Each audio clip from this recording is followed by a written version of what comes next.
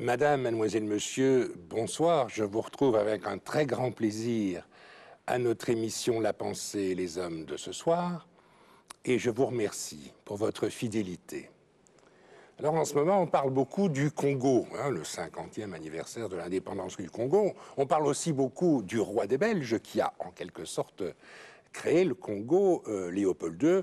Nous savons que la personnalité de Léopold II a parfois été contestée. Et nous allons ce soir réfléchir sur l'un des aspects du caractère de ce souverain. Je vous retrouve dans un instant avec une spécialiste après notre générique.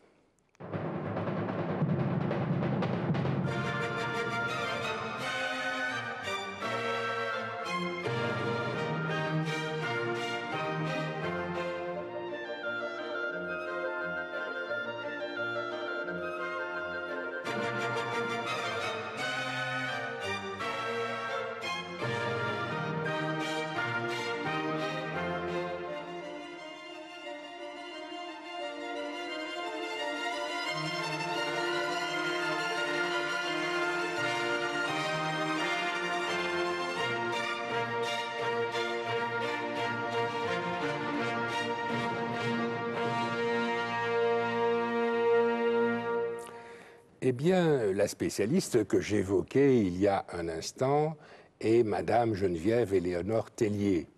Elle est docteure en histoire et art de l'Université libre de Bruxelles, de l'Université de Rome à Trent et de l'Université Columbia. Vous avez en tout cas travaillé à l'Université Columbia à New York, même si vous n'en êtes pas directement docteur. Et vous avez écrit un ouvrage intitulé Léopold II et le marché de l'art américain, histoire d'une vente singulière, ouvrage paru à Bruxelles aux éditions Le Cri. Alors nous ne sommes pas du tout anti-monarchistes, mais peut-être que les monarchistes vont être un peu interpellés par la thèse que vous défendez dans votre ouvrage. Alors, dites-nous un peu les circonstances, le contexte. Est-ce que vous avez appris sur la personnalité de Léopold II ? D'accord. D'abord, je voudrais vous rassurer pour les monarchistes. J'ai reçu du Bloc des monarchistes de Belgique un mail me rassurant et me disant que la recherche de la vérité était essentielle et qu'ils avaient été très heureux de voir la publication de mon ouvrage. Les circonstances donc de l'élaboration de cet ouvrage sont les suivantes.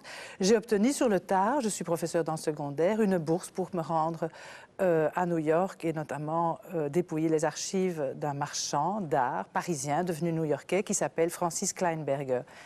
Et donc ma thèse, normalement, a trait aux activités de ce marchand et au transfert des Old Masters, donc les vieilles, les tableaux, les vieux tableaux de maître de l'Europe vers les États-Unis. Et ce faisant, j'ai découvert dans le fichier de ce marchand au Metropolitan Museum of Art, qui avait reçu ces archives de l'arrière-petit-fils de Francis Kleinberger, des fiches concernant les tableaux de Léopold II. Et c'est comme ça que, chemin faisant, je me suis dit, tiens, je vais faire un chapitre dans ma thèse consacrée à ce transfert de, dans le fond, notre culture visuelle vers les États-Unis. Et puis le chapitre de toute la thèse, en quelque sorte. Et finalement, le chapitre belgo-belge, j'ai dû, à un moment donné, me décider et j'ai choisi d'en faire ma thèse.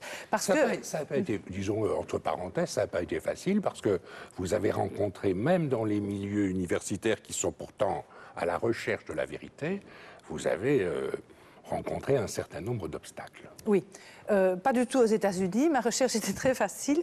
En plus, ils ont des moyens extraordinaires. Mais c'est vrai que de retour en Belgique, j'ai rencontré pas mal de problèmes. Ma thèse embarrassait quand j'allais aux archives du Palais Royal, clairement.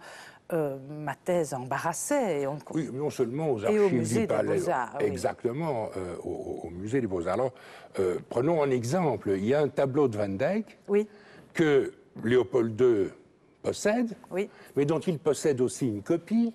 C'est une thèse, hein, c'est ce que je présume. Oui, c'est ce que vous présumez. Dont il posséderait aussi une copie.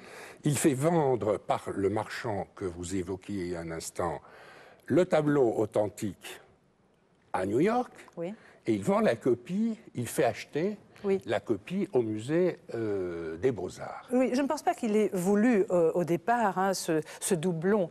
Ce qu'il s'est passé, c'est qu'il a, à Kleinberger, donné tous les tableaux qui étaient passés, notamment la moitié dans l'incendie de 1890 du château de Laeken, et qui donc portaient certainement des séquelles.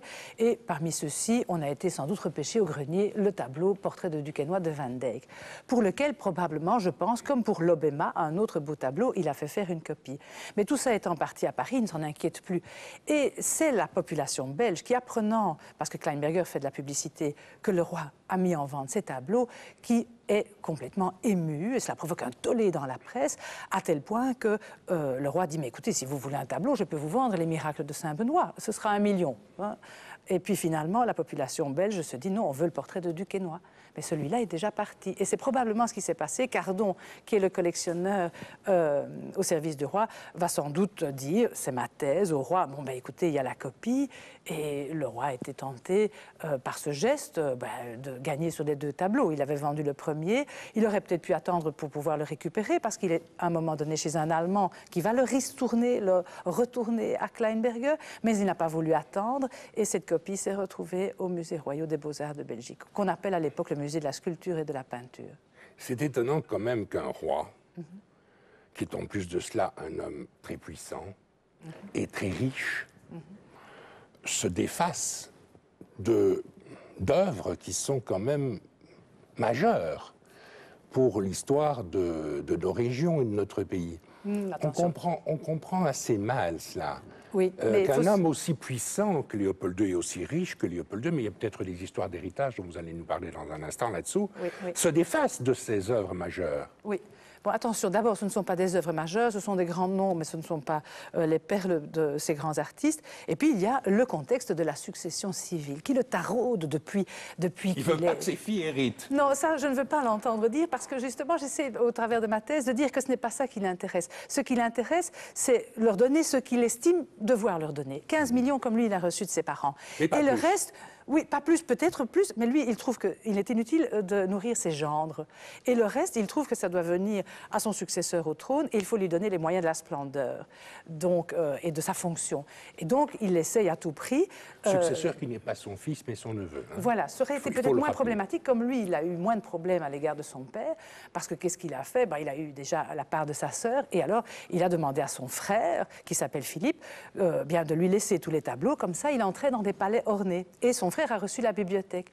Mais le problème ici, c'est que tout ce qui est dans les palais, ce sont les filles qui vont en hériter. Et donc c'est là ce qu'il essaye de modifier. Je vais vous poser une dernière question, mais c'est un peu une question centrale à votre recherche. Vous n'avez pas pu analyser de façon très approfondie le tableau qui se trouve ici à Bruxelles, au Musée des Beaux-Arts. Si vous aviez pu faire cette analyse approfondie, est-ce que vous pourriez déboucher sur une conclusion? Ah oui, bien sûr. Moi, je suis convaincue que ce qui se passe, c'est qu'il a vendu la copie au Musée royal des Beaux-Arts. Et je pense que si ce tableau passe, par exemple, par l'IRPA, qui est quand même une institution qui pourrait le faire, pour quelques milliers d'euros, et moi, je ne peux pas les avancer cette fois-ci, ça m'a déjà coûté près de 1 000 euros la première expertise. Et ce n'est pas le rôle du chercheur. Et donc, j'aimerais de la collaboration, de la coopération de la part des Musées des Beaux-Arts. Oui, parce qu'il y a assez d'indices. Moi, j'ai des arguments historiques qui prouvent que maintenant, il faut passer à l'expertise. On ne peut pas prétendre être un musée et conserver des œuvres authentiques et en même temps, face à un chercheur, avoir une attitude qui a été très carrée finalement, à mon égard. Eh bien, grâce à vous, Geneviève Éléonore Tellier, nous avons eu ce soir 2 leçons. D'une part, une leçon de critique historique, et puis une leçon d'histoire de Belgique. Leçon de critique historique, il faut voir les documents, il faut les analyser en profondeur, et vous le disiez, ça coûte de l'argent. Et puis aussi, vision, évaluation de la personne qui était ce roi extraordinaire qu'a été Léopold II, mais peut-être pas si extraordinaire que ça par certains aspects. J'invite ceux qui nous suivent à lire votre ouvrage, dont je rappelle le titre, Léopold II, il marché de l'art américain, histoire d'une vente singulière, ouvrage paru à Bruxelles aux éditions Le Cri. Merci pour votre présence à notre émission. Madame, mademoiselle, monsieur, merci beaucoup. À bientôt et bonne nuit.